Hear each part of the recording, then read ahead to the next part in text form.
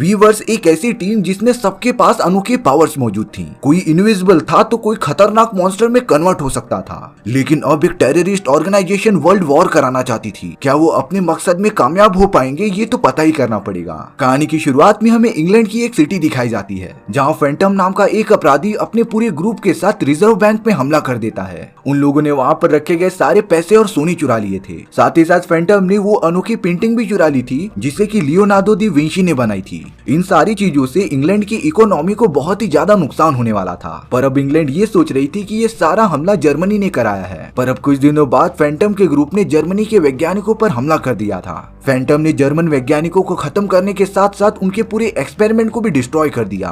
और अब जर्मन्स को लग रहा था कि ये सारा काम इंग्लैंड ने कराया है, जिसकी वजह से उन दोनों में दरार पड़ने लगी और अब इंग्लैंड और जर्मनी के बीच जंग का माहौल स्टार्ट हो जाता है। अब यहाँ इन सारी चीजों की इन्वेस्टिगेशन करने के लिए एम नाम के एक बहुत ही बड़े बिजनेसमैन का आदमी एक सिटी में आ जाता है, जहाँ पर वो एक आदमी जिसका नाम एलन था उसे ढूंढ रहा था। एलन के पास पहुँचने के बाद वो उसे सारी बातें बता देता है। दरअसल एलन कई सालों पहले मिलिट्री फोर्स में था और उसका निशाना आज तक कभी चूका नहीं था। इसी अनोखी स्किल्स की मदद से उसने बहुत सारे युद्ध जीते थे। इसीलिए बिजनेसमैन एम का आदमी एलन को अपने साथ चलने के लिए कह रहा था। लेकिन एलन ने अपने बेटे के मरने के बाद वो सारा काम छोड़ दिया होता है, इसीलिए एलन ने उनके साथ जाने से मना कर दिया था। पर तभी देखते ही देखते उस जगह पर फैंटम के लोगों ने हमला कर दिया होता है। चारों तरफ फायरिंग चालू हो गई थी। एलन कैसे भी सेफ जगह पर आकर एक गन की मदद से सभी को मारते जा रहा था। एलन का निशाना इतना ज्यादा सटीक था ना कि एक बुलेट 2 लोगों को खत्म कर दे रही थी। फैंटम के लोग कुछ देर बाद तो चले जाते हैं, लेकिन अब इन सारी चीजों में एलन का एक साथी मारा गया था। एलन बहुत ही ज्यादा गुस्सा हो जाता है और अब उसने ये डिसाइड किया था कि वो फैंटम और उसके पूरे ग्रुप को छोड़ेगा नहीं। इसीलिए एलन उस आदमी के साथ बिजनेसमैन एम के यहाँ पर चला जाता है।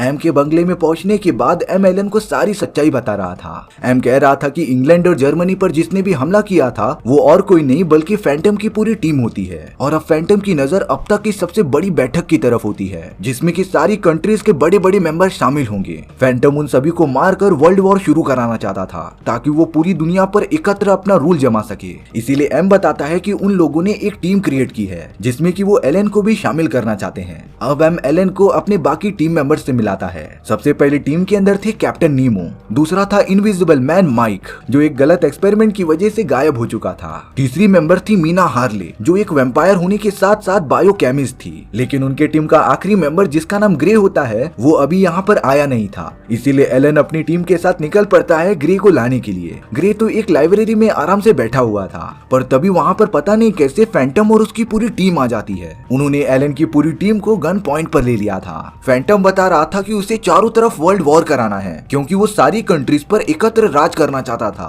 और अब शायद से फैंटम की टीम एलन के सभी टीम मेंबर्स को खत्म कर देगी। पर तभी अचानक से फैंटम के ही टीम का मेंबर उनके ऊपर हमला करने लगता है। दरअसल उसका नाम टॉम होता है जो इंग्लैंड मिलिट्री के लिए काम किया करता था। टॉम तो जानबूझकर फैंटम की टीम में ज्वाइन हुआ था ताकि वो सारी इन्फॉर्मेशन अपने मिलिट्री वालों को पहुंचा सके। और अब फैंटम की टीम का ध्यान भटकने की वजह से एलन के सारे टीम मेंबर्स उनके ऊपर हमला करना स्टार्ट कर देते हैं। कैप्टन नीमो से लेकर माइक तक फैंटम के लोगों से फाइट कर रहे थे और अब तो ग्रे भी उनकी टीम में शामिल हो गया था। एक आदमी तो ग्रे की बॉडी पर लगातार फायरिंग करते ही जा रहा होता है, लेकिन ग्रे की बॉडी इतनी ज्यादा फ्लेक्सिबल थी ना कि गोली उसका कुछ बिगाड़ ही नहीं पा रही थी। फैंटम और उसके लोग इतने खतरनाक पावर्स को देखकर वहाँ से रफू चक्कर हो जाते हैं। इसके बाद एलन की टीम थोड़ा रिलैक्स होती है, पर अब उन्हें अपने एक और टीम मेंबर को ढूंढने जाना था जो पेरिस में रहता था। अब वो सब तो पेरिस तक पहुँचने के लिए एक बहुत ही बड़ी और शानदार सबमरीन में जाते हैं। कई घंटों का सफर तय करने के बाद वो लोग पेरिस पहुंच भी गए थे और अब एलन की टीम ने उस अनजान आदमी को पकड़ लिया था जो उनकी टीम में आखिरी मेंबर होने वाला था। उस आदमी का साइज तो एकदम मॉन्स्टर जैसा होता है और अब वो बहुत ही ज्यादा छटपटा रहा था। तभी एलन मॉन्स्टर से कहता है कि अगर वो हमारी टीम में शामिल हो जाएगा तब उसके ऊपर लगे सारे चार्जेस हटा दिए जाएंगे। ये सुनकर वो मॉन्स्टर थोड़ा सोचता है और फिर एग्री कर लेता है।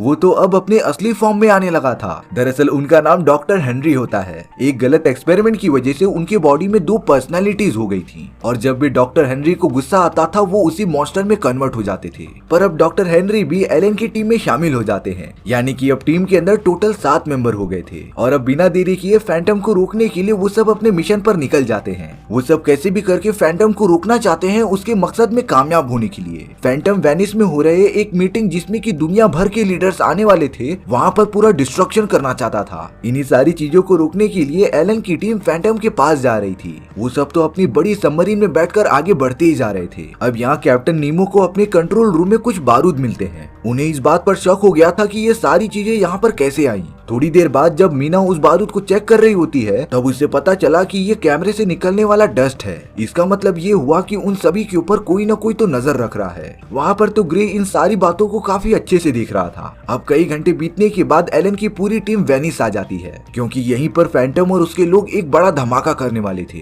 पर अब शायद से एलन की टीम ने आने में थोड़ी देर कर दी थी। फैंटम के लोगों ने शहर के नीचे बहुत सारे बॉम्ब बिछा दिए थे जो एकदम सीरीज में लगे हुए होते हैं। वर्ल्ड कमेटी बैठने के कारण वहाँ पर बहुत सारे लोग जमा हो चुके थे। पर अब थोड़ी देर बाद ही वो सारे खतरनाक बॉम्ब फटना चालू हो जाते हैं। धमाका होने की वजह से वहाँ की एक एक बिल्डिंग धाराशायी होती जा रही थी और अब ये धमाका एक सीरीज में आगे बढ़ता ही जाएगा। यहाँ कैप्टन नीमो को छोड़कर बाकी सब मदद करने के लिए आ जाते हैं। एलन की पूरी टीम को ये बात पता थी कि ये सारा धमाका एक सीरीज में हो रहा है और अगर उन्हें ये धमाका रोकना है तब उन्हें जाकर सबसे पहले वो बिल्डिंग डिस्ट्रॉय करनी पड़ेगी जहाँ पर धमाका होने वाला है। और अगर उस बिल्डिंग को धमाका होने से पहले ही डिस्ट्रॉय कर दिया गया तब ये सारे बॉम्ब की सीरीज एकदम से रुक जाएंगी। इसीलिए अब ग्रे और मीना अपनी अपनी पावर्स का यूज करके आगे बढ़ना स्टार्ट कर देते हैं। पर अब वहाँ फैंटम के लोग भी आ गए थे जो सभी पर वार करने लग जाते हैं। वहाँ पर कैप्टन नीमो रेडी थे मिसाइल फायर करने के लिए और अब एलन और बाकी सब जल्द से जल्द उस बिल्डिंग के पास पहुंच जाते हैं जहाँ पर ब्लास्ट होने वाला था। और अब उसी बिल्डिंग के ऊपर मिसाइल फायर करने की वजह से वो खतरनाक धमाके की पूरी सीरीज एकदम से रुक जाती है, यानी कि अब आगे मौजूद सारे बॉम्ब एकदम से रुक जाएंगे। लेकिन यहाँ पर एलन लगातार फैंटम का पीछा करने लग जाता है।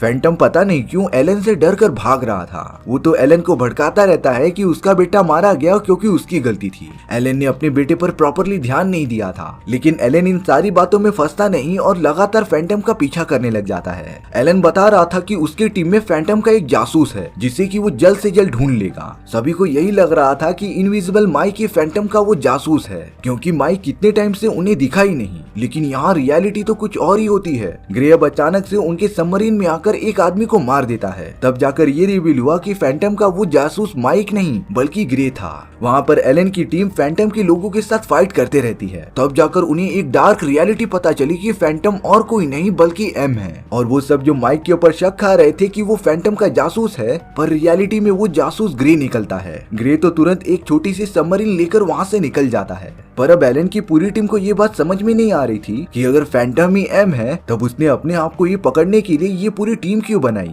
सारे लोग इस बात से बहुत ही ज्यादा कंफ्यूज हो जाते हैं। तभी कैप्टन नीमो फैंटम द्वारा भेजी गई सीडी को प्ले करते हैं जिसमें कि एम मौजूद था, यानी कि उन सभी का शक एकदम सही निकला। फैंटम यानी कि एम ये बता रहा था कि वो बहुत ही बड़ा वेपन बनाने वाला है और ये वेपन तुम सभी की अलग अलग पावर्स का कॉम्बिनेशन होगा। दरअसल फैंटम ने ग्रे को जानबूझकर उनकी टीम में शामिल किया होता है ताकि ग्रे उन सभी लोगों की पावर्स को अच्छे से समझ सके और उनके बॉडी का सैंपल चुरा कर लेकर आ जाए, जिससे कि फैंटम उन सभी लोगों की पावर्स को इकट्ठा करके एक बहुत ही खतरनाक वेपन बना सके। इसके बाद फैंटम ने बताया कि उसने सबमरीन के अंदर बहुत सारे बॉम्ब फिट कर दिए हैं और अब उन्हें कोई भी नहीं बचा सकता। देखते ही देखते सबमरीन के सारे बॉम्ब ब्लास्ट होने लगते हैं। सबमरीन के अंदर पूरा पानी भर गया था। बाहर निकलने के सारे रास्ते ब्लॉक हो जाते हैं। सिर्फ डॉक्टर हेनरी ही बाहर मौजूद होते हैं जो अपने दानों वाले अवतार में कन्वर्ट हो गए थे। इसीलिए वो तुरंत सबमरीन से बाहर निकलने वाला लीवर खींच देते हैं, जिससे उन सभी लोगों की जान बच गई थी और वो पानी के ऊपर आ जाते हैं। अब ग्रे जिस सबमरीन से भागा था उसमें एक ट्रैकर मौजूद होता है, जिसकी मदद से एलन की टीम ने ये पता लगा लिया था कि वो मंगोलिया गया है। इसका मतलब ये हो सकता है कि फैंटम भी जरूर मंगोलिया में ही प्रेजेंट होगा। इसीलिए उनकी टीम कई घंटों का सफर तय करके मंगोलिया पहुंच जाती है। फैंटम के अड्डे पर जाने के बाद उन्होंने ये देखा कि उसने अपना पूरा साम्राज्य बना लिया है। अब वो सब इनविजिबल मैन को अंदर जाकर देखने के लिए कहते हैं कि हो क्या रहा है। इनविजिबल मैन तो एकदम शॉक हो गया था, क्योंकि फैंटम ने जिन वैज्ञानिकों को किडनैप किया था उनकी मदद से वो बहुत ही खतरनाक वेपन्स और सेना बना रहा है। ये सेना एलन के टीम मेंबर्स की पावर्स का कॉम्बिनेशन था। और अब इनविजिबल मैन अपनी टीम के पास आकर उन्हें सारी चीजें बता देता है। ग्रे यहाँ पर फैंटम यानी कि एम के लिए काम कर रहा था, क्योंकि फैंटम ने ग्रे की एक पेंटिंग चुरा ली थी। हालांकि ग्रे की पावर्स की वजह से उसे मारा नहीं जा सकता था, लेकिन एक पेंटिंग ग्रे की कमजोरी थी। अगर ग्रे उस पेंटिंग को देख लेगा तब वो मारा जाएगा। यही पेंटिंग फैंटम ने ग्रे से चुरा ली होती है। अब दूसरी तरफ एलन की पूरी टीम मेंबर्स ये प्लान बनाते हैं कि वो इनविजिबल मैन का यूज करके चारों तरफ बॉम्ब बिछा देंगे। साथ ही साथ उन्होंने सारे वैज्ञानिकों को भी बाहर छुड़ा लिया था। पर तभी डॉक्टर हेनरी की तरह एक बहुत ही बड़ा दानव उनके ऊपर हमला करने लग जाता है। वो तो डॉक्टर हेनरी से बहुत ही ज्यादा खतरनाक दिख रहा था, लेकिन साइज बड़ा होने से दिमाग बड़ा नहीं हो जाता। डॉक्टर हेनरी और कैप्टन नीमो साथ में मिलकर उस बड़े से मॉन्स्टर को हरा देते हैं। यहाँ पर मीना ग्रे से लड़ाई कर रही थी। मीना को भी पता होता है कि ग्रे को मारा नहीं जा सकता, इसीलिए मीना फैंटम के रूम में जाकर वो श्रापित फोटो ग्रे को दिखा देती है, जिससे कि ग्रे का तुरंत ही डेथ हो गया था। टॉम पर भी किसी आर्मर वाले रोबोट ने हमला कर दिया था, लेकिन इनविजिबल मैन उसकी हेल्प करता है। अब तो चारों तरफ आग लग गई थी। इनविजिबल मैन ने तो उस आर्मर वाले रोबोट को काफी ज्यादा डैमेज दिया था, पर अब इनविजिबल मैन की बॉडी के ऊपर पूरी आग लग चुकी थी, जिससे कि थोड़ी ही देर में वो भी जलकर मारा जाता है।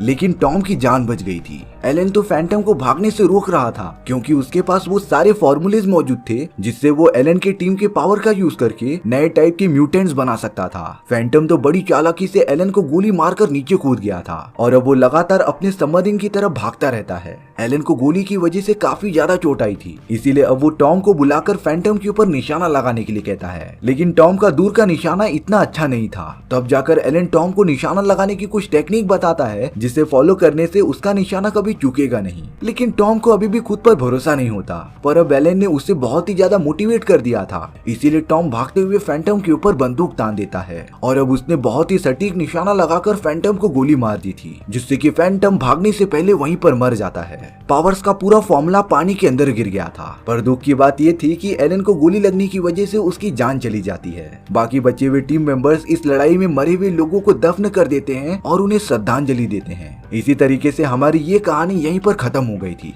सो व्यूअर्स, आपको ये स्टोरी कैसी लगी कमेंट सेक्शन में बताना भूलना मत। और अगर आपको मेरा एक्सप्लेनेशन 1% भी अच्छा लगा होगा ना, तो वीडियो को लाइक एंड चैनल को सब्सक्राइब जरूर कर देना, क्योंकि सच में इससे मुझे बहुत ज्यादा मोटिवेशन मिलेगा आपके लिए इसी तरीके की मजेदार स्टोरीज ढूंढ कर लाने के लिए। तो मिलते हैं नेक्स्ट वीडियो में। सी या।